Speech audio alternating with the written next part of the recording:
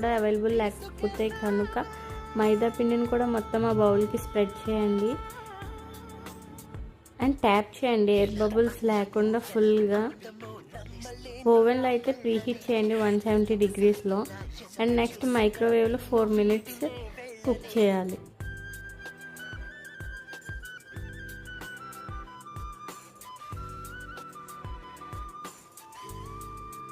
చూడండి గాయస్ ఎంత ఎమ్మీగా ఉందో. నేనైతే నిజంగా నమ్మలేదు, ఫ్లాప్ అవుతుందనే అనుకున్నాను. వాళ్ళు ఎగ్జైటెడ్ అయ్యాను నేను ఆ కేక్ని చూడగానే. నేనైతే చాక్లెట్ సిరప్తో డెకరేట్ చేసుకుంటున్నాను. మీకు ఏది అవైలబుల్గా ఉంటే దాంతో చేయండి. అండ్ దాని మీద నేను వైట్ చాక్లెట్ కూడా స్ప్రెడ్ చేసుకున్నాను కొంచెం కలర్ఫుల్గా కనిపించడానికి. అండ్ టేస్ట్ కూడా బాగుంటుంది.